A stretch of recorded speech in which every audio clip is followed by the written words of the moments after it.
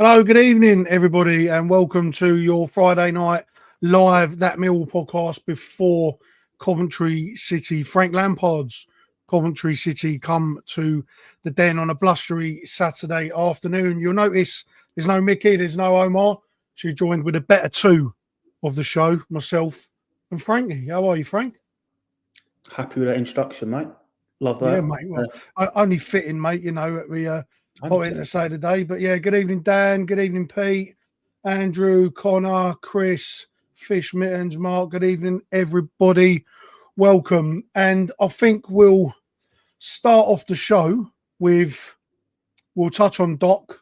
You know, we lost John Docherty this week, another loss in the club. We'll touch on Gallen's comments, the director of football, on transfers, SA, injuries, and then we'll touch on what we're here for, Coventry, I guess, and we'll get Frankie and myself's thoughts on that. And as always, all of your comments. But first, let's roll the intro.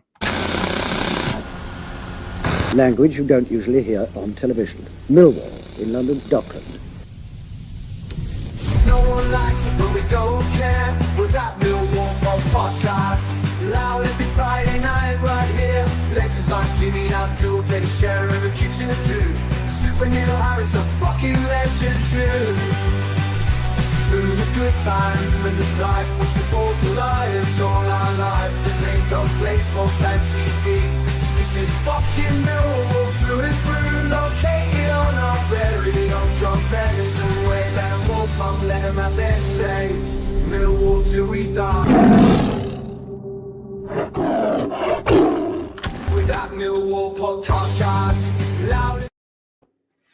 Hello, welcome back, everybody. It is your Friday Night Live before Coventry, joined by myself and the one and only Frankie Long. There is no Mickey, there is no Omar, so you are stuck with us for this evening.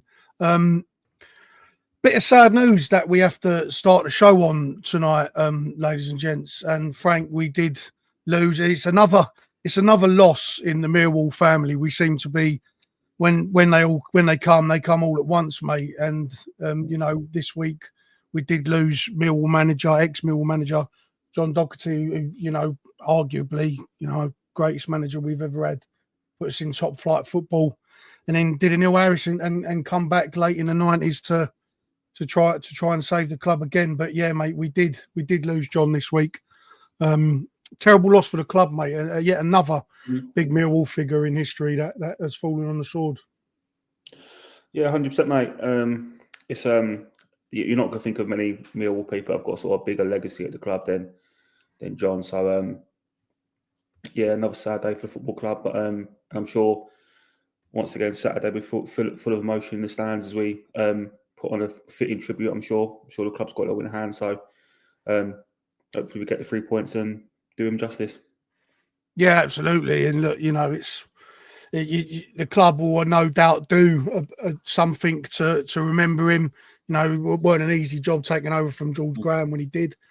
But, you know, they'll do something. There's, you know, the 80s team is coming down as well. There's going to be allegedly some big faces down at the Den tomorrow. Your Sheringhams, your Erlocks, you know, and you know, to pay fitting tribute to a great Millwall man. And, you know, it shows the level of, you know, charisma and respect that he had, that these type of people are coming out and showing their love and their support to the Docherty family for what he did for Millwall. Because, you know, we haven't been in the top flight before and we weren't in the top flight after John Docherty. So, you know, what more can you say? You know, many have tried and been before and after, but it's only the Doc who's managed to achieve that. Yeah, if you are going Saturday, obviously it's worth maybe planning to get a little bit earlier than you might have before, if just for what the club have got planned, obviously. And I'm sure we'll all be in full voice to sort of remember his legacy. Yeah, no, absolutely. It didn't work out for him when he came back. You know, we had that one season in the top flight, and then we did really, really well. And then yeah, ultimately, look, we got relegated and it weren't good. I never saw John Docherty in the prime of Millwall. I was a bit too young, but I did see him when he come back in the late 90s to try and, you know, do another job. And, you know, it's more after the fact that you learn about, you know, what a great manager he was, what a great type of emotional speaker he was. He was kind of very much like Neil Harris. You see the videos going out of him. He understood the club. He understood the fans. He was well in tuned with that. And, he's a proper Millwall figure, and he will be sorely missed. And hopefully, we've seen it before where, we lost John Berylson, God rest him. We lost Sarkic. We haven't really lived up in the game when this has happened, where we've had to go through something like this as a club. Yeah. We have the big emotional impact before the game, and then the game kind of gets away with us, and we don't really respond in game. I hope that changes tomorrow, but little bit of a voodoo there, mate. Yeah, I mean, dare I say, I think it's ever so slightly different. I doubt, I'm sure the players would be aware of him, but I doubt many, if any, would have met him personally. Yeah. So there's obviously not quite the emotional toll that someone like John agree. It's a good point. Sarkic would have had on the group. But yeah, I mean, similar to yourself, mate, I was too young to remember him. I think I was 6 when he came back the second time, so I don't really remember that either. But anyone that's been about the club's fan of the club, and you hear stories, didn't you? So yeah, hopefully tomorrow I'll do him justice. Yeah, no, I absolutely agree. And yeah, if you do get down there, there's going to be lots of fundraisers. There's going to be lots of going on. Like Frankie said, get down there early and pay your fitting tributes to the doc. We'll only get one chance to do it. So let's get down there, show out, and hopefully we put in a good result. But yeah, rest in peace, the doc, and everyone's comments that we see him. Yeah, he clear what he meant to the fan base. But touching on to more present times and while we're here, we have got a Coventry tomorrow, but there was a big interview with Steve Gallen this week, mate, and it was quite a long interview with Millwall TV, 20 minutes long. It was quite in depth. I thought the questions that Max asked were pretty good. I thought Gallen answered honestly. I thought he gave some in-depth answers, and ultimately give us some insight into what's going on. And he touched on a hell of a lot, mate. A lot for us to discuss. Yeah, 100%, mate. I mean, I think when it comes to game, we've obviously heard 2 interviews from him now, and I think in both of them, I think he spoke incredibly well. I've got so much time for his honesty. And I think a lot of the stuff he says is you can tell when he's answering questions, it's a very considered answer he's giving. I think he's trying to do the yeah, I agree. Trying to really help the club and sort of give context to what we're trying to achieve. I'm not be funny. We can all think of managers we've had in the past where they speak a lot of cliches and stuff like that, and it can be so frustrating. You then compare that to Gallen, and he's got so much. It feels honest, and it feels like there's integrity there. Yeah, no, I agree. Yeah, I can listen to his interviews a day, mate. Hopefully, it all works out. Yeah, no, I agree. I thought he spoke really well, and he touched on some key things that that it's been doing the rounds on social media with the fans, with us in our chats as well. Things about he spoke about transfers, our plan with transfers in January. He spoke about some impeding contracts that are going to come up that need to be renewed, and he spoke about the need to not sell players as opposed to sell players, not wanting to sell players. One of the people that we know that we've been linked with a move away this week was reported that Romain Esse is apparently the subject of talks between Crystal Palace and Millwall over a move in January. Gallen did say, don't need to sell. We don't need to sell as a club, and we don't want to sell. I thought that was quite good to hear him say that. You want him to say that, considering the direction the club want to go in, Frank, about selling high and that, and he still wants to retain these players. Would you make that rumour? I mean, me personally, until I see it signed, sealed, delivered, I won't believe it. I don't want to believe it, but it's one of them in it. But Gallen addressed it. It's a funny one, I think, the rumour, because it seems like been doing the rounds amongst fans for a while now. You think, is it a little bit paper talk in the sense of it's an easy one to put 2 and 2 together, both South London clubs sort of thing, and they've obviously got a profile of player that they quite like and have done well for them from the Championship. So it feels like a bit of a potentially a little bit of lazy recruitment, a little bit of lazy journalism. Sorry. Yeah, I agree. But I've got no doubt that people are sniffing. I think Gallen's point about we don't need to sell is probably almost just as much for Palace's benefit as it does. Message to them of if you want him, absolutely fine, boys. Put a proper bid in, and then we'll talk. we're not Millwall of old where we used to sell players on the cheap and stuff. And yeah, I mean, it is what it is, I guess. We've all got to come to terms with the fact that this is the model, and we are going to lose players that we like, and it's not always going to be nice and at times. But we've got to get comfortable with that, I guess, and just hope that when it actually comes to reinvesting this money, we do it right, because that's where it will really matter. If we keep taking stuff out of the world, that will run dry. So we've got to be able to reinvest supplies properly when it comes around to it. Yeah, I mean, how much do you reckon? I mean, regardless of the fee for SA, how much do you reckon actually goes back into the club to recruit and reinvest? Because I imagine not all of it. The board are going to want to reap some of them rewards. You know, what we're talking, probably 50% maybe go back in. It's kind of a lot of ropes to tie before we can start looking at signing players. Do you know what I mean? And how we can reinvest that. Yeah, exactly, mate. And I think the reality is, if say we sell him for, I think the rumoured fee that everyone seems to quite like have settled on is 12 million.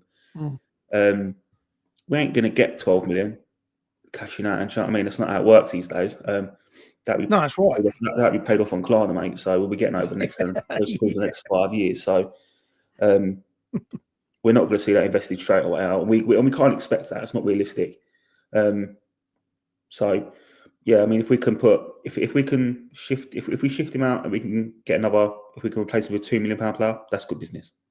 Yeah, I absolutely agree, and I think what he said because our transfer plans have obviously probably changed now, and he did kind of allude to it a little bit. You know, he sort of said he touched on a couple of things that stood out to me, was that we're now short in a couple of areas. They know we're short at centre half. They know we are. But he then said that he's been in contact with members of the board, and he's been in contact with Harris. He spoke with Harris, and they've got some dialogue, which we haven't always been led to believe that that's the case. You know, Harris has come out and said doesn't have a clue, isn't involved whatsoever, doesn't know. But Gallen put it on a pedestal for everyone to see and said, look, I've been speaking with a manager. He called him a manager, didn't call him a head coach. Yeah. You know, he said, I've been talking with a manager. You know, we know what we need. We know where we're short. And he also spoke about the vision of being this, you know, we want to go after young players primarily, which is fine. But if there is someone out there that can fill the gap, an experienced player, they won't overlook it, which I thought was probably good for Harris, but also nice to know that, music to his ears, absolutely, mate. Music to his ears. And that, you know, we are open to this sort of stuff, and because we know the sort of remit they want to go down isn't always going to be there and might not always be the best option. Do you know what I mean? There was a couple of things that really stood out, I thought, from a Harris perspective that I quite liked. That was one of them, around the sort of point around if we need players for the now to improve hits today, we'll do that. We'll explore all avenues. The other point I liked was when they discussed around the summer transfers and some of the players that they got in the summer, and they said about not all of them was playing first team minutes. There has been obviously been a reaction online. Not all of it's been positive. It's been a little bit of negative feeling from some corners of the fan base for whatever reason, and that's absolutely fine. I think Gallen did a fantastic job of kind of selling that the club is aligned, and just because these players aren't playing, that's all right. They'll develop and they'll get there, and we don't need to panic.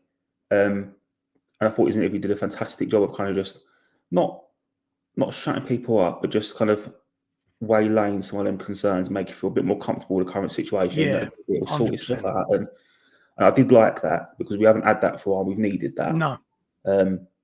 So no, yeah, it was good. The only thing I did think was interesting was, according to a couple of people that have been to the sponsors dinner, with Harris said he wanted 3 players. It was quite definitive. He named positions as well. I think it was centre back, left back, and centre forward. And then Gallen said, well, maybe 1, maybe 2. We'll see how we get on. So very different approach there. But Gallen was very candid when he sort of said, I'm not going to give you a number, because then people hold you to that. So maybe a little bit of conflict in that sense, but you know, you'd expect that. Harris is going to want to push the bar and set a standard. Gallen's almost going to want to manage expectation. So yeah, I thought it was a good interview, mate. No, it was, and your point there, yeah, it's bang on. I mean, it's almost like, you know, when you take your kid around a sweet shop or something, and it's like, I want this, and you go, no, you right, you can have £5. Go get you one for £5, and they come back and it's £5.50 or it's £6, and you kind of, I said go on then, just to shut them up. You know, it's kind of like that. Harris is that kid in the sweet shop when he's sat in the Gallen. I want this, like, exactly like you said, pushing the boundaries. He obviously didn't say we're going to be quiet. We're probably going to be very busy. I think we need to, because we are short now. I mean, it's the centre half position. I think we said it. Well, we've said it a few times, even at the beginning of the season, that if there's one position we couldn't afford to get an injury in, it was centre half, and it's just come at our 3 starting centre halves, or your 1, 2, and 3 are now out. So they will be busy there. He also spoke about loans as well, getting potential loans in. But one thing, I did as well, because he sort of alluded to that. These young players, like when we got Cresswell on loan, or when we got Dan Ballard on loan, or these other players on loan, kind of that type of player, that I think that will be the approach in January. The SC money might not be there. I mean, I know we can probably look at spending it before we get it, because you kind of know if a deal is going to happen. We've also got the Zian Fleming money coming in, but he also mentioned Kevin Nisbet, and he spoke about Kevin Nisbet, and he actually addressed it properly. He spent a minute on it, saying, he's been up there, he's been in constant dialogue, and he even said at how well we'd been playing. He got himself back in to the Scotland squad. Do you think there's a place for Nisbet here? I actually do like Kevin Nisbet. I think he's got some real good qualities about him. I just don't think, I think the Championship came at him really fast, really hard. He had 3 different managers. It was, it was really tough for him. That's the biggest thing, and then Harris's approach compared to them managers is, you've got to give me discipline, effort, and shape before any type of quality, before I can even think about it. And I think that just took Kevin Nisbet by surprise. But it was interesting that he singled him out, and Harris alluded to, as you said, in the sponsor dinner, about a centre forward. What happens there? And that. Him saying that surprised me. It's a bit off topic, mate. Just a question for you and anyone in the chat. If someone said to you right now you could swap Nisbet for Bradshaw, would you? Absolutely. Would you? Yeah, I would. Because I just think, I don't hate Tom Bradshaw. I think Tom Bradshaw's been a model player for this football club. I don't hate any of them. Do you know what I mean? No, exactly. Yeah. And I think people get a bit. I think people think that, I think people think that there's hate for him. It's not that at all. He's been a model player for the club. That season when we almost made the playoffs, he was strapped up to the high hill. He'd run through a brick wall for Millwall, and you've got to give, you give him that credit. He just isn't that player anymore. He's not got that. He's lost his pace. He's constantly injured. He doesn't get the goals, and ultimately that's what football is now. If you can keep them out, but you can't score, it don't matter anymore. And I would, because before we come out the team, as under the row at times, I was away I went to Birmingham away when he scored that free kick. He was unplayable at times. He was a really good centre forward. He scored a couple goals. I think he got like 3 in 5 at one point, and he was looking really good. It was just the effort side of it. But we've seen players like that haven't got the effort, that somehow still get in the team.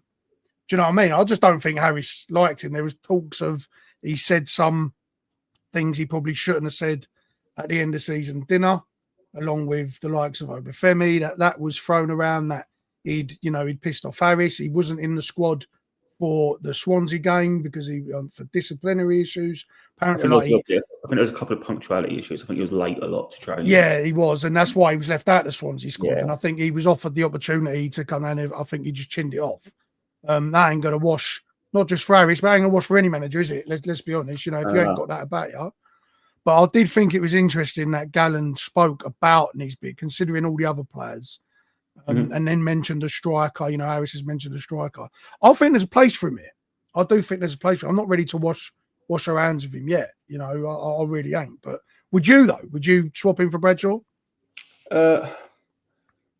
Yeah, I think I probably would. Simply because I think he's ultimately got a much more potential right now than Bradshaw does. And whilst Bradshaw's, as we said, you can't question Bradshaw as a pro, and I'm sure he's great around dressing room. I still can't help but feel if they got themselves sorted out and they could sort of see, maybe not even see eye to eye. I do genuinely believe in time that Harris would have got a player out of Bradshaw. Bradshaw might not have always liked his methods and might have done kicking and screaming.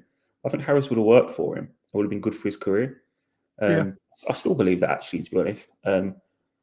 But I can't help but think it's over for Nisbet here in reality. Yeah, it probably is. But in the same breath, going back to your initial question, mate, about striker, I am still surprised that he said we need a striker in January. When you think you've got Langstaff, you've got Milo, you've got Bradshaw, whether you like him or not, he's in the building. Yep. And then you've got some of the younger kids like Immaculate that can play up top. Coburn's obviously, I know he's injured, but again, he's still on the books. And you just think, do you really need a fifth striker? Really? When you play one up top every week? I agree. And I wouldn't like to go for another youthful prospect. If we was going to get another striker, it can't be another youthful prospect. It just can't, because then you just flood in the pool with kids. You need, if you want to do this and you do want another striker, you need to go and get an experienced striker, someone a bit proven, who's been in the Championship, even if he's a bit older, and he might be coming to the end a little bit, but he's still got something to give because he can help with the young kids. Just to fill a gap for the squad for now, just to get from now to the end of the season to get your 7-8 goals. Yeah, absolutely. Because I like Coburn. I do like Coburn a lot. And I think, he's got some real good qualities, but the guy's made of glass. He's made of glass. Again, would you sign him? And again, get in the chat, guys. Would you sign Coburn in January? That's a great question. Ignoring the obviously the rumours in the summer were Borough wanted crazy money. Yeah, I doubt that'd be the case now. No, I don't think it will. But ignoring the financial side, if there's a deal there to be done, would you sign him? It's a tough one, because in presuming that Neil Harris is going to be the manager, it's so physically demanding on the centre forwards, especially playing as a lone one, where we like to shut up shop. We're very disciplined. It's shape. You do use a lot of energy in a Neil Harris side. Sometimes, yeah. And it is, and it is daunting, especially probably more so on the striker more than anything. And the fact that he's had 3 injuries now in his short time, that really does put me off. I think he's made of glass. If it was, it would have to come down to Kevin Nisbet's type of money. It would have to be at least a quarter of what they asked for, because he is still young. He's 20, 21. You can sort of work them injuries out of him. You can build him up a bit. You can get him more physical. You can change his physique, which is a good plus that you can do now with modern football science. But on the face of it, I'd probably say no, because of them injuries. Money wise, would you think around the 1.5 million mark? Yeah, absolutely. And I think you'd have to, because he's that young. Because he's that young, Anything above 2, I wouldn't be interested. No, I wouldn't, because you could spend. Look at that 2 million. That's a lot of money. Like, I know you got a lot of the top Championship clubs. They spend big money on strikers, but you can get a really, really good striker for less than that. You can go and look in the lower leagues. You look at people like Andy Cook and people like that, and your Alfie Mays, and that didn't cost a lot of money, but they're reliable. They're scoring a lot of goals. I'd rather take a punt on someone like that than Josh Coburn, purely for the injuries. Pre-injuries, if he didn't have any injuries, or he just had the one that he took, and he come back and he was firing again, I probably would be fairly all right with spending 2.5 on him. I probably would. But the injuries now, we've been so ridiculed with injuries up front. It just looks like it could be another Tom Bradshaw type scenario. Do you know what I mean? Because he scored a couple of goals, a couple of good goals. But I've got another one here, mate. You might be interested in. And this is a complete off topic. We get sidelined here by transfers, but transfers are exciting, aren't they? I noticed that Ryan Longman played for Hull the other day, and then got back into the bench. Would you? I'll ask you that later. Would you have another look at Ryan Longman? Yes, hands down. I honestly don't think if anybody says no, I'd want to hear your reasons why. People didn't like Longman's overall impact at the Den wasn't great, you know. But then again, same scenario. Played for multiple managers, young kid on loan, difficult. He was playing at left back. You know, he's playing all over the place. Mhm. When Harris come in and he stuck him out wide on that left-hand side and he played in a Neil Harris side, he was unplayable. Ridiculous player. We need a left-sided player. Yeah, 100%. I agree with you, 100%. And he's not just a left-sided player, though, Frank. Like, he's a utility man. You could put him right. You could put him in the 10. He could fill in as a striker. I don't really want him to. I thought his cameo there at Blackburn away was pretty poor, but he gives you the option to do that. Awful. Yeah. Oh, yeah. Marco. Yeah, like you say again, but he is that option. He can do that. And when you've got not much finances, you kind of look for utility players who can play multiple positions to fill multiple positions. I think Ryan Longman in the Neil Harris team was excellent. He was one of the. No, he couldn't fault him at all. And he was, you know, he was one of the biggest reasons we stayed up last year. You know, you look at his goals against Rotherham, right? It didn't come to fruition. We didn't win that game, but he come and changed that game. Nearly got back into it. His goal against Leicester, just you know, he was unplayable. 100%. I agree with you, 100%. What that did to us in terms of morale, confidence, that kept us up. That game was massive for so many reasons, other than the 3 points. I would 100% go in for him. If Harris is here, Harris goes in for him again, because I think Femi Aziz was probably the fallback to Ryan Longman getting injured and not going after Ryan Longman. You know, they wanted a lot of money. I think they wanted around 850 was the sort of money being touted about. So look, and then he got a big injury, and it was, well, you know, we ain't going to pay that for him now. We'll move on. That might be half the reason, along with ownership reasons at Reading, why that deal probably took so long. But I would 100% have Longman back, 100%. And he fits Millwall as well. Like, you could see he wanted to be here. He's got that energy. He's got that aggression. He come out and said it, didn't he? He wanted to stay at the club. Yeah, he did want to stay. And I'd love him back, 100%. I think that's someone that we should definitely look to bring him in, 100%. And I'd be all for that. How much I'd be willing to spend, because you've got to look at now, the clubs know that we're going to be coming into some money, Zian money, SA money potentially. They know we're going to have a few more quid than what we probably would have. So that's an extra 200 grand we might have to dish out on a couple of players. But I'd 100% have him back. I'd love him back. I thought he was brilliant under Neil Harris. Yeah, no, I agree. I think when I saw he was starting, it sort of piqued me interest a bit, thinking, okay, no, I'd have another sniff there. But I think the fee's an interesting one, mate, because I think we need to come to terms with the fact that any first team player we want that is going to cost you around £1 million mark. Yeah, which sounds insane when you think we only broke the 1.2 barrier again, 2 years ago. But we are going to get into a world where we're spending 5, 6, 7 million every window. Yeah. And it won't go that far. That's just football these days, isn't it? Longman probably is £1 million player. Even though, does he feel like it? No, probably not, but he probably is. But, yeah. And he is only, 22 years old. He's still a kid as well. But, I mean, this comment from Andrew, this plays into like what we're talking about now. Would you prefer Raksaki over Longman, get a deal plus cash done for SA to go and get him? He's a made-ready replacement for SA. I actually really like that. I really like that idea. I think that's something that probably could be done as well.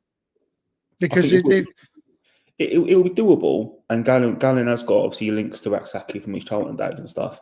Yeah. But I think we'd have to knock a lot off the cash asking price, because if United were to put a bid in for Raksaki today, they're probably bidding 10 million. Yeah. So if you're then saying SA and cash, you'd only be looking at 2 million in cash and then Raksaki roughly. Don't get me wrong, I think I'd probably still be interested in that, because I think Raksaki is an unreal player that, as you said, is was the comment said, is sort of ready-made replacement. I just don't think you'd get much cash with that, because they'll rate him highly. Yeah, they will. And he's only 22 years old as well. So he's still a kid. He's still flashing. He's playing in a team that's probably going to go up as well. Sheffield United, if they go up, they'll probably be suitors for him as well. They'll probably want to bring him in. It's probably a little bit of a downer for Raksaki that Palace are looking at someone like SA. It's a 100%. similar player, the same type of player, same position. That would probably weigh in on his shoulders. But I really like that. I would be looking to make them type of deals Big with players with the players that we sell, especially if say Tanganga as well. I'd be looking to get a player back maybe and reduce that money, because like you said earlier, we ain't getting that much. We ain't getting 15 million in straight into the bank account. We ain't getting a bank transfer. It's going to be Klarned over 5, 6, 7 years. Was when we sold George Saville, and we got George Saville back because we ripped the rest of it off. Yeah. We didn't really see any of it, So it's I think Gallen is well suited to manage that, though. Like you say, he spoke so well, and it's telling that they've got a proper plan in place, some proper direction. I've never heard a director of football, especially at Millwall. I can't remember the last time they come out and were so open and honest about what they do and what their plans are. He kind of showed his hand to some extent, but was smart enough not to show his hand at the same time. Kind of showed his cards, but with the back to him. Yeah. I thought it was good. It's interesting. So, Aldo used to get on my fucking tits because I used to think he was this really important figure that was said nothing, was accountable for nothing, and he weren't all bad. He got it right with a couple towards the end, but the way that Gallen conducts himself, I think, is particularly interesting. What did you make of his comments on Stevenson, mate? I think what he said was probably the right thing. They understand that can't happen in the future. It was probably a good thing that it happened. You need something like that. Like I work on the railway, and there's a saying on the railway that nothing ever changes unless something happens. And if there's nothing changes unless there's an accident or something, because you don't know how you can't change things if you don't know what's happened. That's the same with this squad.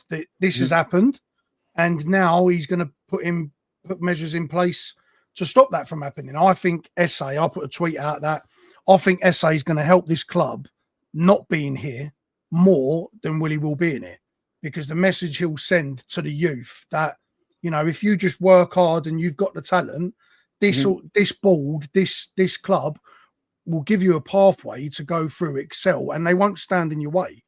And you can get to where you want to by staying here. You haven't got to move, And I think Stevenson is going to be a big pedestal for us stopping that happening in the future. He obviously said that they made numerous contract offers. They changed a lot of the language. It was obviously someone that they really did try really hard to keep. Didn't work out, but it's probably for the best, because we won't allow it to happen again. So it is a good thing. And I really liked how he worded that. I liked how honest he was at that, how we tried to do the best we can to keep him. Ultimately he didn't want to. And he also spoke about how him being that young, that he couldn't talk to Josh Stevenson himself. Yeah. Couldn't sit down in a room with him and say, look, this is what we want to do for you, which I thought was massive. And that's huge, because agents are not in it for the player. They're in it for themselves. No, absolute poison, mate. And I think, because I do firmly believe that if he sat down and spoke to, as you're alluding to, mate, if he spoke to Stevenson face to face, he would have got through to the kid. But I agree with everything you said, mate. And you like to think that if you're a player coming through now and you're sitting there going, do I want to be SA or do I want to be Zach Lovelace? Yeah, good examples. That's a fairly easy decision to make if you're a kid now. Get your head down, do as you're told, and you will play football. Or you can take a little bit of money now, get a bit of a sexier move, and within, 18 months, your career is absolutely done, Swanee. Yeah, 100%. I mean, there has been some youngsters that have come through and done well for us. Look at Danny McNamara, look at Billy Mitchell. There has been players that have come through, and it's the door has never been completely shut. I think it's going to take something like SA to have that quality to go for a big move that will really open the eyes up to the youth. Gallen he also said that, he speaks to Fitzgerald, Nugent every day, constantly talking to him. He's constantly looking at the youth. He's always at the games, and he mentioned that he's not just looking at the players that they know about. He's also there to see who they don't know about, who's going to pop up on the radar. I thought that was good to hear as well, that that his mind is open. He's looking at other players. He also spoke about one player that he he was going to take a look at that night of the interview, and he was going down to Bromley to look at Kamal Grant, the big, massive, physical centre half who's on loan at Bromley. I think there might be an avenue for him to come back in January if we can't pull anything off. He's having a really good time at Bromley at the moment. They're doing really well, holding their own in their first time in the Football League. Someone that they obviously have really admire at the moment, mate, for him to drop his name like that. Yeah, I'm just trying to pull up now, see how it's actually got on. He's played 100% of the. He's made 100% of Leicester 11. He's played 97% of minutes, got 1 goal, 1 assist from centre back. I'd be really, really interested in getting him back. And it's hard to say this now because who knows how this stuff turns out. But you sort of see players like this coming through at that age, a little bit younger, and you start to think to yourself, is that why they let Mitchell go? Would you let Mitchell go if you know actually I've got a better kid coming through, so he can go chant for a bit of money? It's not exactly tearing up trees, not because they're not doing that well. Yeah, but I'd definitely be interested in getting Grant back, mate. If we think we can get him minutes consistently, yeah, do it. If not, let him have another year to develop. Yeah, and I've seen him in pre-season live, and he is massive. He is a big, physical, demanding centre half. He's got his head screwed on, and for him to play that amount of minutes, and in his first real time out on a proper loan move, and to be that resolute, be that physically well fit and demanding as well. League Two, that's their first time in League Two, so they're probably getting pumped at the back quite a lot. Teams are probably pressing him a lot. He's having to defend a lot, and he's doing really, really well. So I thought that was interesting that they'll take a look at him and maybe bring him back. I think he's got a future here. That they've mentioned it before that he's got captain ability about him.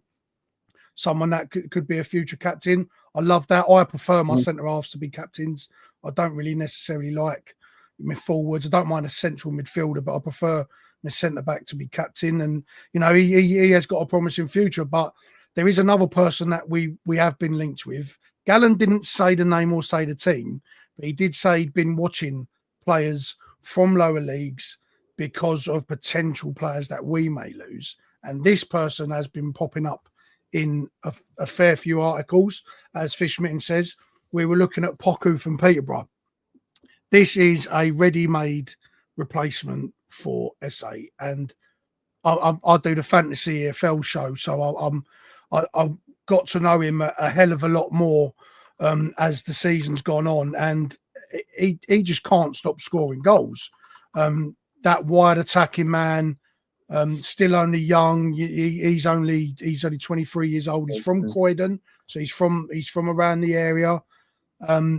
He's got 26 goals in 113 appearances for Peterborough. I think that's pretty good for his position. Yeah, it's not bad. He's got 15 goal contributions, 17 games this year. It's mental. I mean, if we can get him in, I don't be dramatic here. I don't like speaking sort of hyperboles, but if we can get a player like that, that is another level of recruitment for this football club. Because we always seem to miss out on these players, and they go somewhere else, and you think, why don't we have a sniff? But that would be insane.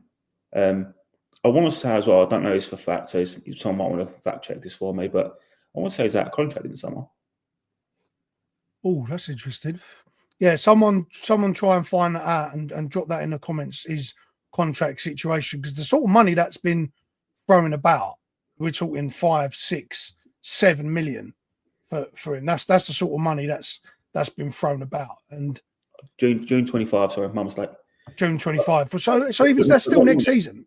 Yeah, that's still next season. So June 25 is when the season is. Yeah, and he ain't going to extend it because he's much better at Peterborough, and they ain't going to get promoted. He might do it out of goodwill, some of these players do, and he has, he's been there for a long time. He has been there since the 2021 season, so he's been there. He's been there quite a while. But you look at his stats, like you said, in 15 appearances, he's got 10 goals. Last season, 37 appearances, he's got 11 goals. He's a goal scorer. He's a contributor as well.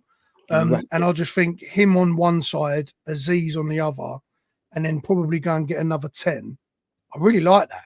And that would be a statement move. Although he's in League One, I still think that would be a statement move because he's arguably the most prolific goal contributor in that division outside of any centre forward. He's electric. He gets hat tricks. He's got a couple of hat tricks already this season. He's an electric player. The figure, there you go. I've just seen a couple of things. Apparently, the chairman's revealed in a podcast about just over a month ago, just under a month ago, sorry, that they rejected a £3 million bid. So if it's around the £3 million mark, it is categorically not happening unless SA leaves, and we get a decent lump sum fee.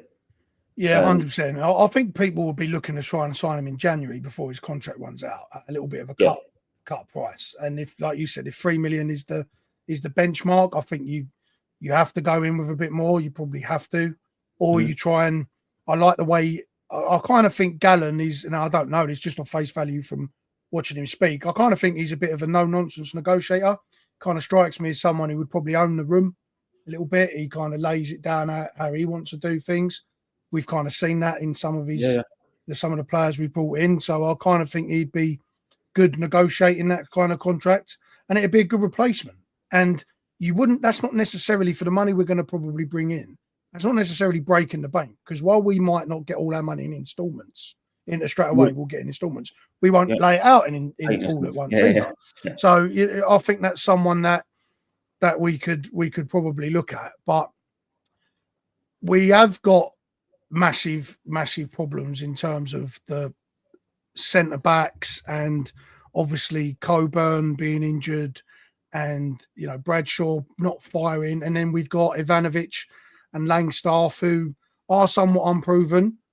What do we do in January? What do you think that the moves are going to be in January? I don't think we'll do much, to be completely honest. I think we'll definitely be after a centre-back, if not two. I think we'll do a left-footed one and a right-footed one, because Tanganga won't be here much longer. And to be completely honest, if we got both centre-backs covered and a left winger, I think I'd be happy. If I was going to be really greedy, I'd say it's centre-attacking mid as well. But other than that, I don't think we need much, assuming no one else goes out. I mean, you've got to think Scanlon's coming back soon, hopefully. If not, obviously you reinvest that loan spot. Do you think we send anyone out, like loan-wise? Yeah. Because I think Massey could go. I think Imaku could go. I think Mayo will definitely leave on loan. Yeah, Mayo. I would have said Kelly, but look, it's been reported Kelly's now out for the best part of 2 months. So he probably won't go, which is unfortunate, because I'd like to have seen him get some game time. Probably on loan would have been a good move for him. But if we do send these type of players out, we do kind of leave ourselves really short everywhere. Because if we do send Imaku or Mayer, there is only Imaku or Mayer behind Aziz and Esse. There isn't anybody else. Duncan Watmore is Duncan Watmore. You've only got 1-for-1.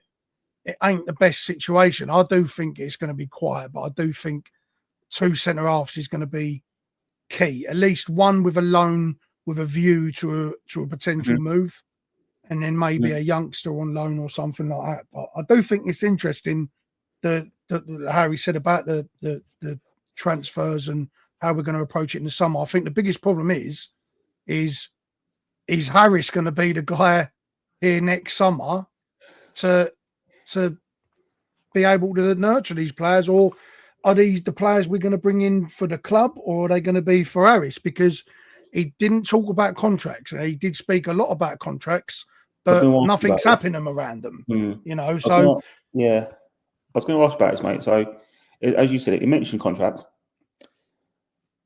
In my opinion, I don't see how the club can renew certain contracts, and I'm talking particularly about Saville, Honeyman, Hutchinson. I don't see how you can renew them 3 players until you categorically know who your manager is next season. Yeah, I agree. So I can tell you for an absolute fact that anyone else that walks through this door probably won't want them 3 players. Definitely not all 3 of them. They might want 1 of them, 2 of them, but definitely not all 3. You can't sort one before you start sorting the other. You've got to get the manager situation sorted. What do you make of it, mate? Because I thought his comment about contracts was really interesting. Because he basically said, "Not interested in that. Not entertaining it." Yeah, it kind of shocked me a little bit. It shocked me without shocking me, because I kind of thought that might be the case. But the fact that he come out and said it's obviously put the players on a bit of on notice. He said that he mentioned about agents knocking on his door to talk contracts, and he ain't interested. I think that Mm. was really telling. More, I think that says that this. I'm going real crystal ball here. That says to me, gun to my head, instant gut reaction after he said that was that Harris is not going to be here next year. That's the first thing I thought when he said that. It would point you in that direction, wouldn't it? Yeah, 100%. Because if Harris is going to be here next year, he knows he obviously wants George Savile. George Savile is a primary figure for Neil Harris. Their relationship is incredible. They love each other. He's going to want Savile. That's a contract that they would want. He'd want Hutch in the dressing room. 100%. Caps, yeah. 100%. So if he had the option. Yeah, 100%. And I think that was more telling that Harris isn't going to be here. He did mention about Ryan Leonard, his performances. He got a new contract, which was warranted. Leonard does fall into that category though of older players, had some injuries, may not be favoured by another manager. Now I know Ryan Leonard's been amazing. He's been amazing for us. I don't necessarily think on the global stage in the Championship, Ryan Leonard is viewed as one of the best right backs in the division. I think he is. You just never see his name pop up when podcasts No, he's not. And I think that's the right word. He isn't a sexy player. He doesn't wear multicolored boots. He isn't running up and down the field. He does his job, but he does it probably, top 3, 4, 5 in the league. Mm. And he's brilliant. And it's testament to how good our defence is as well. We've got one of the better defences in the league. And he's been a big part of that. He deserved his raise, as Gallen mentioned. He said it wasn't an extension. He gave him a pay rise. He rewarded him, which I thought was selling, because that's another player that if Harris is here next season, he's probably second to Savile. I think Harris would probably prefer to keep Savile over Ryan Leonard. The fans might see it other ways, but Savile and Harris's relationship is so good. But that was the biggest tell for me on the contracts, that Harris won't be it. And he didn't mention Harris's contract either. Didn't speak of that at all. He kind of labelled all contracts as a whole, but then spoke about individual players with only naming Ryan Leonard. So yeah, I mean, I don't know what your thought is, mate, but that was the first thing I thought, that Harris is not going to be here next season, because you've got to tie these guys down. Yeah. I mean, whether you think Harris will or won't be, and whether you think he should be, is completely neither here nor there. I think we've all got an opinion on that. But I think it certainly indicates the fact of they're not sure if he will be. And if you thought he was going to be, you'd know, wouldn't you? He's in the building, you talk to him every day. That'd be such an easy cut and dry situation to get sorted. The fact that he's not referenced it, the fact that some of these players aren't getting sorted, kind of suggests that they're at least considering an alternative future. I'd be interested to know who at the club would make the call on Harris's contract, because normally it'd be the owner, and a director of football wouldn't make that call. But Gallen's not a director of football; he's a sporting director. Yes, it's slightly different. So, is that Gallen's decision? Is it a joint thing? Who knows? I think it's a collective, isn't it? I think it's a board.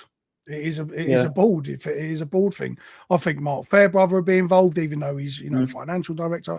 I think it'd be an accumulation of everything. Ultimately, I think the decision will come down to stuff that happens off the field with Harris. I don't think it matters if we make the playoffs this season. If Harris isn't bringing forward the new style that the club want to run in, the new method of doing things, if he doesn't want to adopt that after the way we've recruited, hiring Gallen for that reason, I don't think that will save him, even if we make the playoffs. I really don't.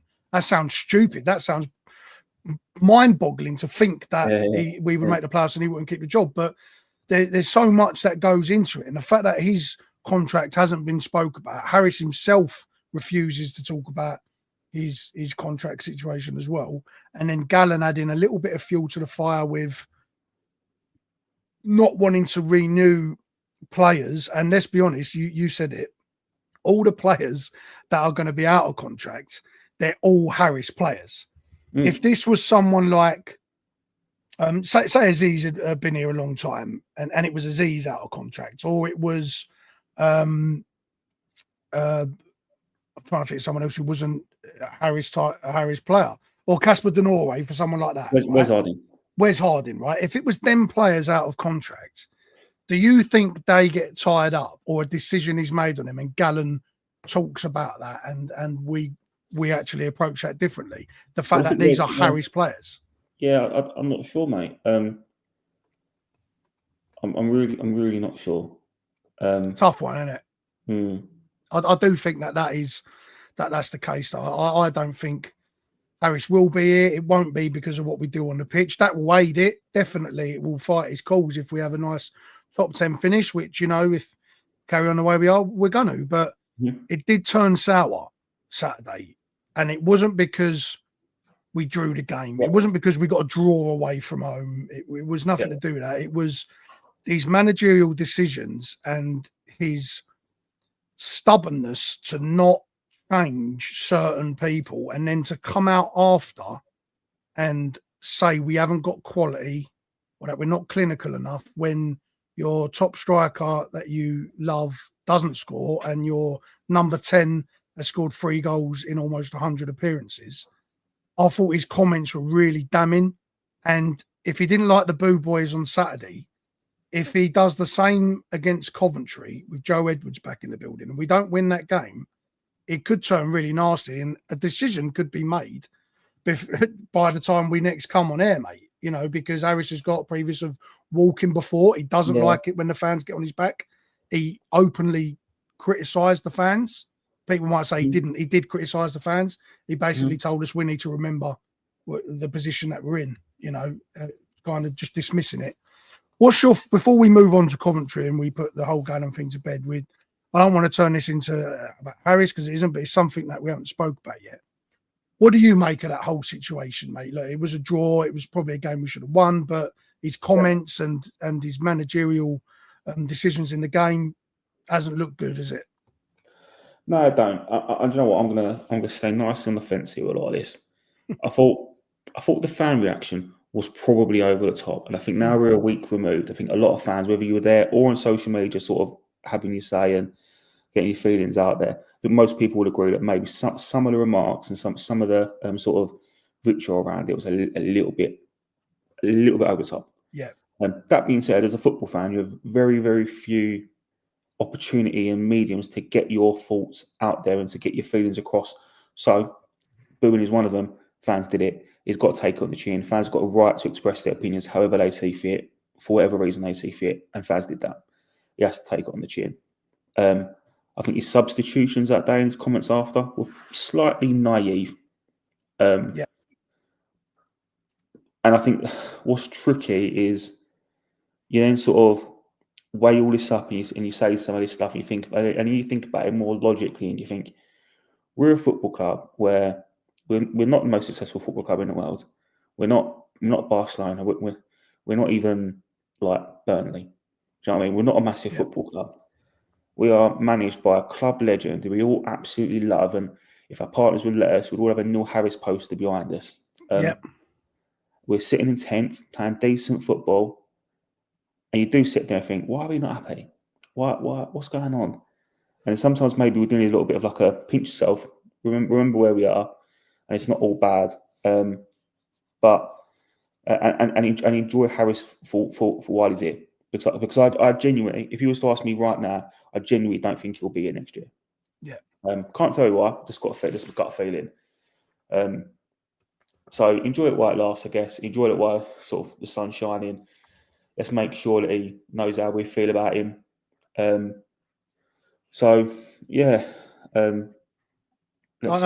agree with you, mate, and I agree with B Lion as well. I think if you can't sleep at night, right, and you're tossing and turning, and you think, I need to go. You just want to listen to Frankie talk for half hour just to soothe you off, don't you? Because he's got that nice, not a monotone, but that nice tone in his voice. Speaks, not too fast, not too slow, and could just put you in that Horlicks type mode, can't it? Yeah, I agree, and I agree that you're 100% right as well. That I think we all want Harris here for reasons outside of what he's doing at the moment is because he's a club legend. He'll ultimately go down, in my opinion, as the greatest Millwall figure outside of the Belsons. What he's done for this club on the pitch as a player and as a manager, even with Barry Kitchener, what he did as a player, as a one-man club, and his appearances and everything like that. I think Harris tops him. I really do. He, promotions, all-time top goal scorer, saving us from relegation, stabilising us this year in the Championship. He is that guy, and he's got the respect from everybody. He's got the accolades. He's got credit in the bank. He has. But modern football, and with our ownership, we've got a young owner, progressive owner. We've got a new. Not a director of football, but we've got someone of that in that type of position. So it's all new direction. It might be his downfall, but yeah, look, I digress. We all want the same thing, and if Harris could just buy into it, if Harris bought into it, and we were seeing these players week in week out, and we're in this position, there'd be zero issue. It'd probably be the most ideal scenario for a Millwall fan to have success with Neil Harris as manager. It would just be perfect. It might not work out like that, but yeah, no, it is what it is. But a few people in the chat are talking about what's going to happen Saturday. They we've got Bradshaw being mentioned, we've got Brian and Wallace being mentioned, with Danny Mack and Harding. We have got Coventry tomorrow. I did a Coventry podcast, that All Things Sky Blue, where I gave my thoughts. You can go and check that out. I've shared that on X where I gave my opinions on the game tomorrow. They're not doing too well at the moment. They let Mark Robbins go. They brought in Frank Lampard. Joe Edwards is the number 2. That's an awful decision, by the way. Yeah, 100%. 100%. I agree. I ain't got time for that, but that's horrific. Yeah, without a doubt. But we don't fare too well playing against Coventry. We lost our last 3. The game we won 3-2 at the Den at the beginning of the season, we had to come from 2-0 behind to win that game. So even in the games that we've won, even in the games that we've won, we haven't fared well in those games. So it's going to be a tough game, in my opinion. They're going to have that new manager bounce, even though it is Frank Lampard and Joe Edwards. I do think Joe Edwards is better suited as number 2, but that's neither here nor there. What do you make of tomorrow, mate? Off the back of, some of the comments, Joe Edwards coming back, with the Doc sadly passing, it is a tornado ready to build tomorrow. And the weather is helping with that as well, with a storm coming in. So there is going to be a storm at the Den tomorrow. What do you think is going to happen tomorrow before we get on to our team selections? How do you see it? It'll be a tough old game, mate. I think you've hit now on the head. It feels like a game where we always lose, and not only do we lose, but they're always much, much better than us. And I don't care where they are in the league. They've got a very, very good 11. They shouldn't be where they are. That group of players massively let a legend at football club down. 100%. And a quality manager. I don't quite know what happened there. They should be nowhere near where they are. It's going to be a tough old game. And we are massively depleted ourselves. So it's one of the games where I've got to say, I'm going to be completely honest with everyone here. I'm not looking forward to tomorrow at all. It's going to be I think we're going to have 10% of the ball. Yeah. The only chance we got, really, in my opinion, is I don't rate Frank Lampard. No, me neither. He's there on name only. Yeah. He's there because he could potentially have avenues to European markets, to Premier League markets of youth and young players. Same with Joe Edwards. I agree. They've gone from pretty much what we did. They've done the exact same thing that we did, where we went from a seasoned manager, a championship manager who will never get you relegated. He'll always have you here or thereabouts. You might not get over the hump, but you'll never be in trouble. That's what we had with Gary Rowett. That's what Coventry had with Mark Robbins. People seem to forget Coventry were in League 2 at one point. Yeah. And Mark Robbins had them for 2 years. Exactly, and Mark Robbins had them on the verge of the Premier League. It's a tone away from the FA Cup final, mate. And that arguably what they should have won that game. It was a terrible decision, but what Mark Robbins has done for that club. I mean, I put him in that bracket, that Tony Mowbray, that Neil Warnock bracket of championship managers. I think he's an absolute legend, and I'm absolutely shocked that teams haven't bit the bullet on their own managers, because Mark Robbins is available. I'm also shocked that Hull City seem to be looking to go with Sellers, who, don't get me wrong, has worked with absolutely dire straight situation at Reading. Really, really terrible situation. They're playing amazing football. There seems to be this changing of the guard. These older managers are being pushed out. These younger, progressive managers are coming in. Or managers with names attached to them. Wayne Rooney's probably not going to be in charge of Plymouth come the end of the month. Frank Lampard's probably wouldn't have chose the Den to come for his probably first real game in charge. I think it was more of the interim was in charge the last game, more so him. This is probably his first, his style, his first time he's had time to work with the players and stuff. Yeah, exactly. I think this is probably the last place in the Championship where they probably chose to come and see that come to fruition. But I'm with you. Tomorrow, isn't it? Yeah.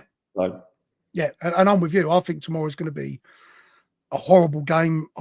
I actually do think we'll lose the game tomorrow. I really do. I think the occasion tends to get the better of us. It tends, and I take your point that, you know, it's a lot, all of these players, in fact, and most of the people at the club won't really have that much of an understanding of Docherty. But, you know, it's still an occasion, an emotional occasion that is going to be reflected. And the fans will play on that and will be in fine voice. But I just can see it being a disaster tomorrow. I really can. It don't matter how well Coventry are doing. We don't play well against them. We just don't. What are you going for? The problem is it's our centre halves. We're so injured at the back, and that is where I'm so worried. I'm so worried about that. And they've got that Bestes up front, who's like Gyökeres the second. He's really quick. He's got good football in mind, and I think he'll cause us problems. I think we'll sit deeper to account for that. I think we'll try and protect the makeshift centre halves as much as we can. So we'll sit off. We'll invite Coventry on, and you know they might be losing games, but they're scoring a lot of goals. And one thing we don't do, we might not concede a lot of goals, but if we concede 2 goals, that game's over because we don't score. We get 1 goal, and we might see out for a 1-0 win, or we'll get 1-0 and then they'll come back and they'll score 1, and then we throw kitchen sink and we can't get back into it. So, yeah, I just think it's all setting up for us to not win that game tomorrow. Even though the fact that we're 9 unbeaten and we don't lose at the Den. I could just see that how it's going with our injury problems, which, you know, brings us on to the next point. And before we start wrapping this up and finishing, the team. So Harris has got a lot of decisions to make, especially at centre half. He's also got one at centre forward, and he's probably got one in the 10 if he might want to revert to a 4-4-2. Where do we go with our formations? What is your formation tomorrow?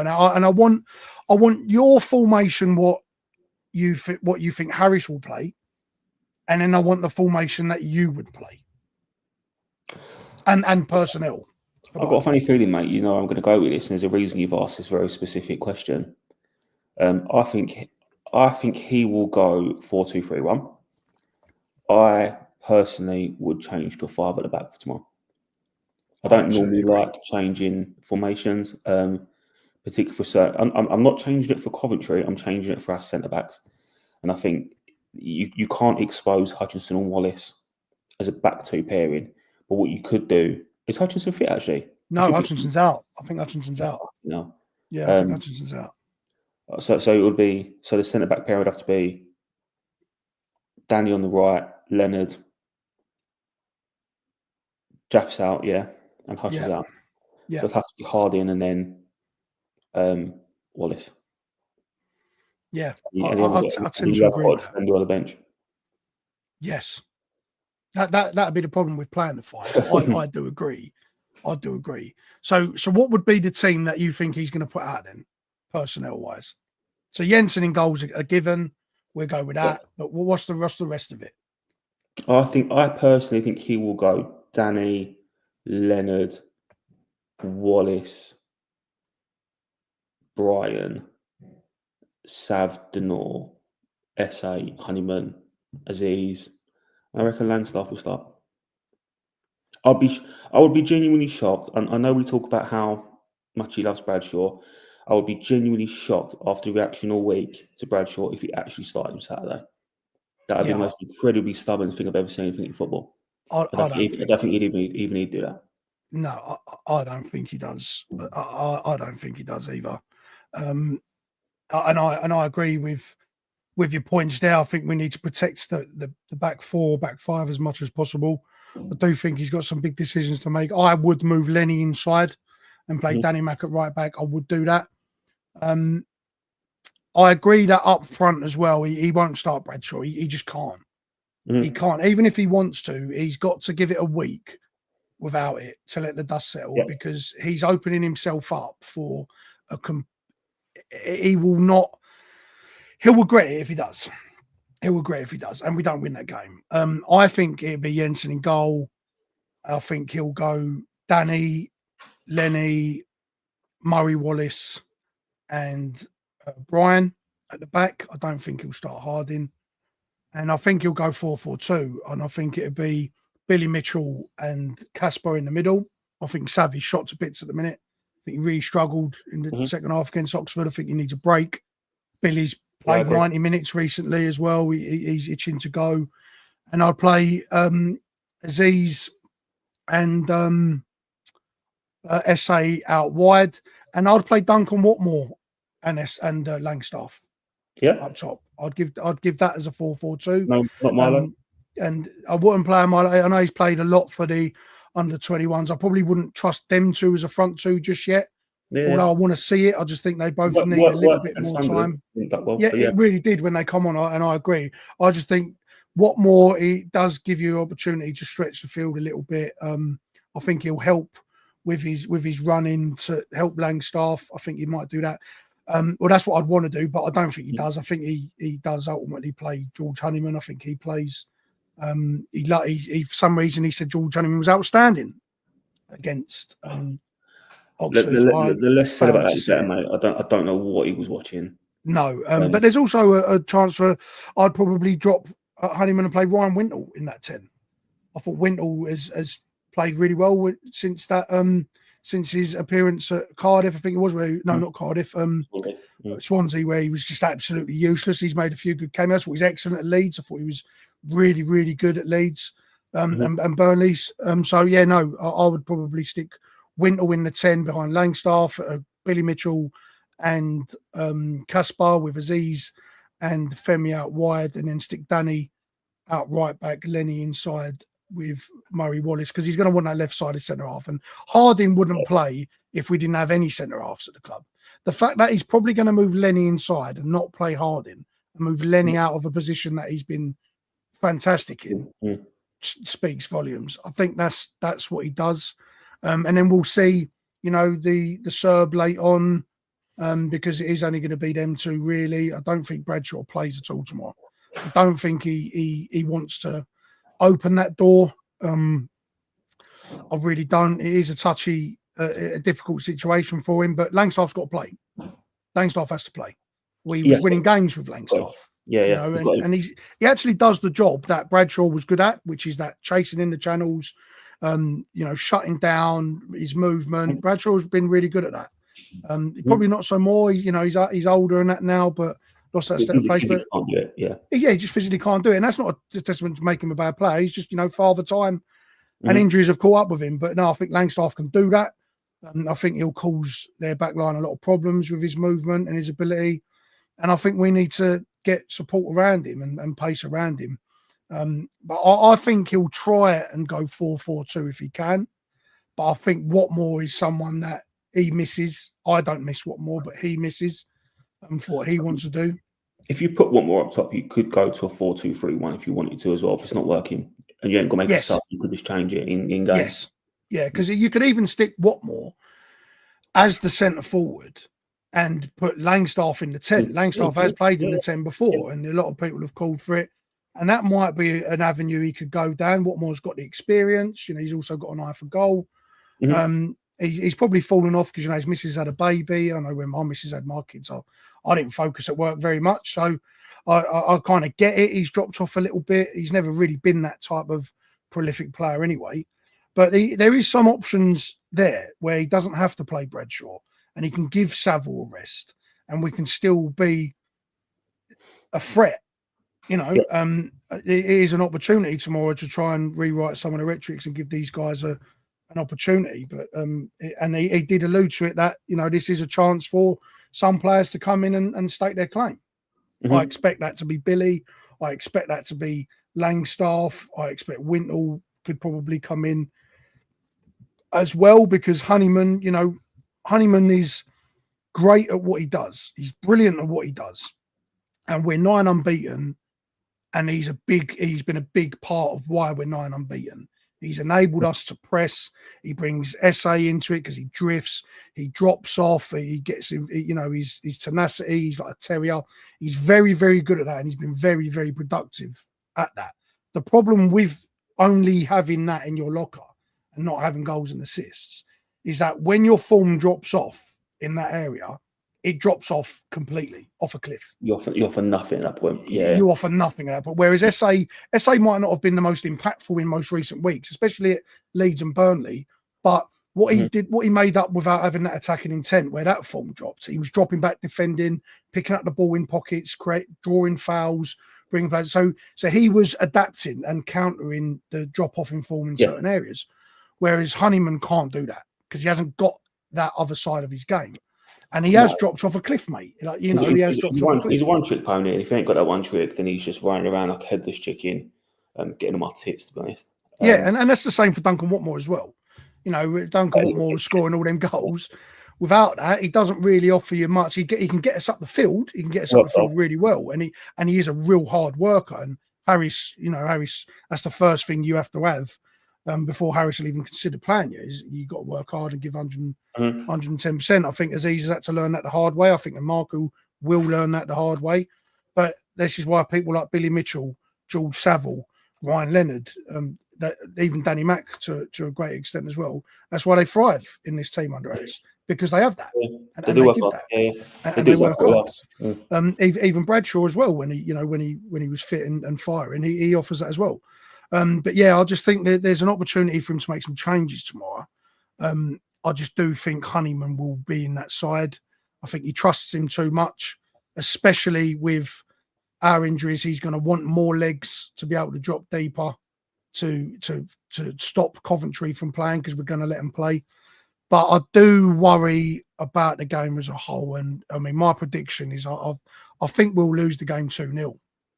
Absolutely, I really do. Get that in the chat, guys. What do you think? I mean, I don't want to be negative. But I just really don't like how it's setting up tomorrow. And to be on our 4th string or 5th string centre half and moving our primary right back into centre half and having our backup left back play right back and our backup right back play right back, I really do not like our ability to keep them out. I just don't.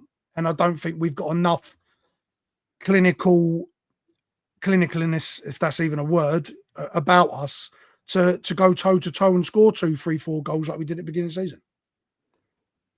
No, we won't score 2 or 3 or 4. I'm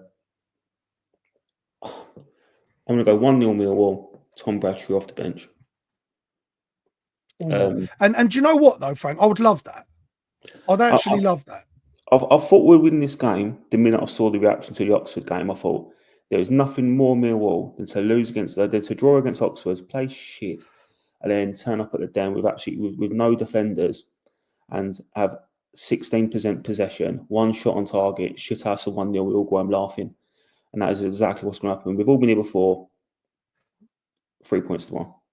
Yeah, and we all want 3 points, and I hope I'm fucking absolutely wrong. I love being wrong. If there's one thing I love being wrong about, it's Millwall. And if I think we might lose and we win, fucking brilliant. I love to own that. I'll eat crow every day of the week for that. I said when I did the All Things Sky Blue podcast the other night that I'll never predict Millwall to lose. Not to another team on another team's podcast. I'll never predict us to lose. I'll do it to our own fans because this is us, and we're a family. But if I'm not going to predict us to lose, but I think we'll lose, I'll always predict the draw. And that's what I did. I predicted a low-scoring draw with them. I think gun to my head, I think we'll lose, but I think a draw, if we came away with a draw, I don't think that would be the worst result. No, I really don't. I mean, if Omar watches this back, he'll be sitting there thinking, "You fucking hypocrite." But I genuinely think that would be a good point. Yeah, I do. After I gave 100%. him so much stick for saying Oxford would be a good point and Portsmouth would be a good point, this would actually be a good point. This will be typical Millwall fashion. Get your Millwall bingo cards out. Buy a Polar Mill. It will be, and we'll probably will go and pull it off. We won't score against Sheffield United. Max Cooper's injured, so we won't get a yeah, exactly that. Yeah, I think he's got 5 in the last 7 or so. It's stupid against. Yeah, they must hate him. Yeah. Yeah, absolutely. And screamers as well. He's hitting from outside the box and everything. Yeah. He absolutely loves playing against Sheffield United. But yeah, no, it would be by Polar Mill to do that. But I would take Bradshaw coming off the bench and scoring. It'd do the whole club some good. It would stop the friction in the fan base, which Bradshaw is pretty much the pinpoint of a lot of it. Absolutely. It would do a lot. But we're 9 unbeaten. You know, there's no reason why we can't win that game tomorrow, regardless of our defensive issues with the injuries that we have in attack and the lack of experience we have in attack. There's no reason why we can't go and win the game. We're 9 unbeaten. But I do think that a draw would be a good point, and I would take that because even though it is Frank Lampard and Joe Edwards, right, and the atmosphere, as John says, it is literally what I was just going to say. The atmosphere is going to be electric. Joe Edwards is going to get stick. Lampard's going to get stick just because it's Frank Lampard. West Ham, he's ex-Chelsea and West Ham boy, so you know he's going to get stick. The occasion with the dock and the 80s players coming down, we're going to have the likes of. Or what we believe is the likes of Sheringham and that in the stands. The owner will obviously be there. It's a massive occasion, and Den will be rocking. And there's no reason why we can't. And Lampard won't relish it at all, but you can't deny the new manager bounce. It happens at every club. We had it with Joe Edwards. We went to Sheffield Wednesday and not only won an away game, but scored 4 goals. So. Honestly, mate, I've never been more confident, mate. In a way, I said it won't be a pretty game. It won't be a fun watch. We'll have 1 shot on goal. It'll be Bradshaw's only positive contribution to the game, and it'll be a shit near post header or something or a tap in, and we'll win 1-0, and we'll all go home laughing. Yeah, and I would go home laughing as well. And I think I do think we've got the ability to win that game, and I really hope we do. But if we do draw the game tomorrow. I don't like we just said.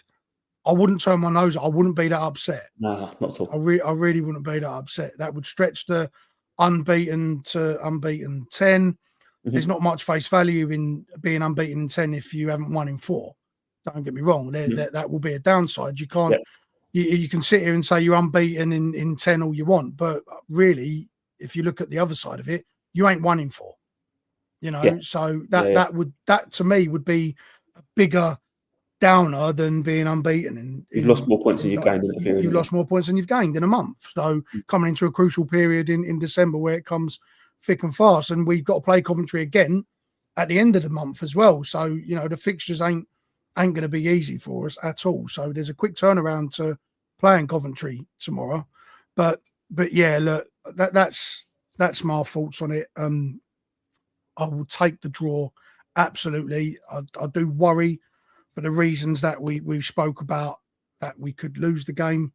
And I wouldn't be surprised if we lost the game. And if we did lose the game, the reaction wouldn't be that bad, I don't think, from players, because I think a lot of it you could put it down to, like we said, injuries, new manager bounce. We never play up to the occasion.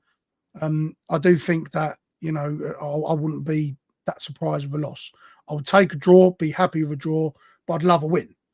And I think we've summarised that. And the chat is pretty much in consensus. The chat isn't as confident as it normally is. There's a lot of 3-0. There's a lot of 3-0s, yeah. And do you know what? And that wouldn't surprise me if we concede a lot.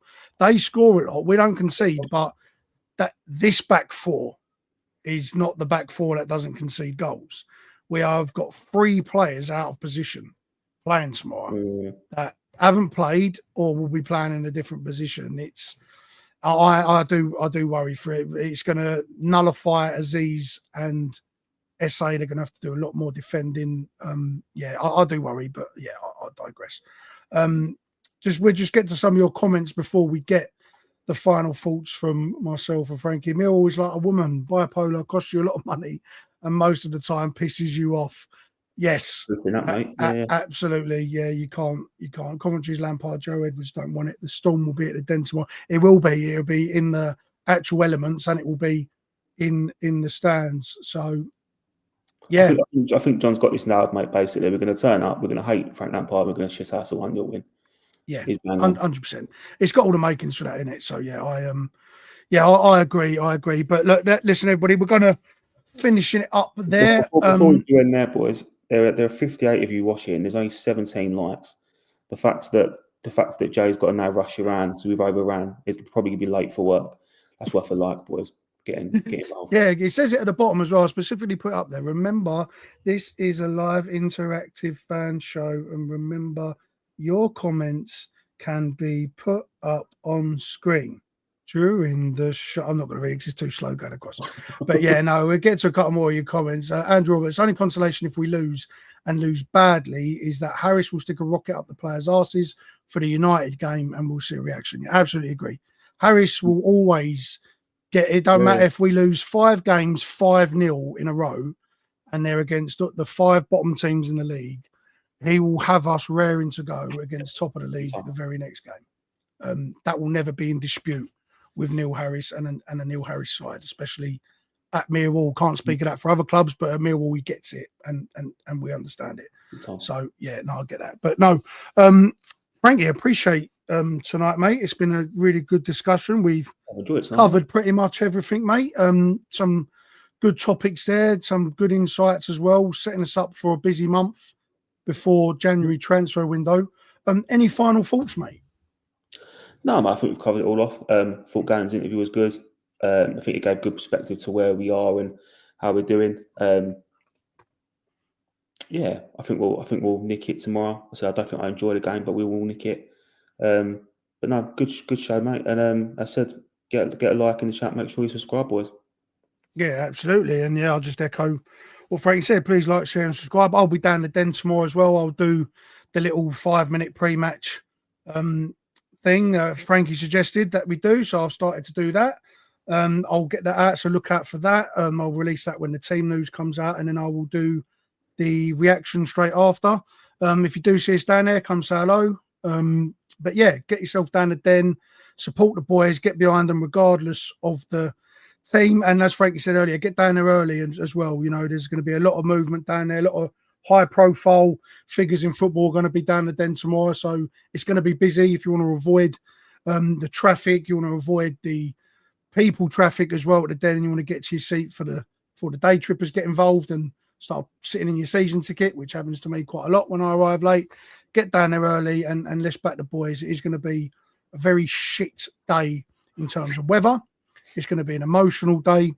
So wrap up warm and we will see you on the next one. I will maybe be back Sunday. That hasn't been worked out yet. But if not, Mickey is going to be doing a show, I think, Sunday regarding the 88 squad and touching more on what we spoke about in regards to the late John Docherty passing.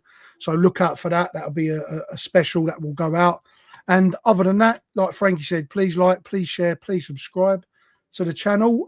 You can follow myself and Frankie as well on socials. Most of you probably have already anyway. But other than that, we will leave you with the intro again, and we will see you on the next one. So thanks for joining us. I'm off to work now in this shitty storm, mate. And Frank's probably going to have a beer and sit in the wall. Absolutely, mate. You enjoy that. See you later, everybody. Take care, and we'll see you on the next one. Language you don't usually hear on television. Millwall in London's Dockland.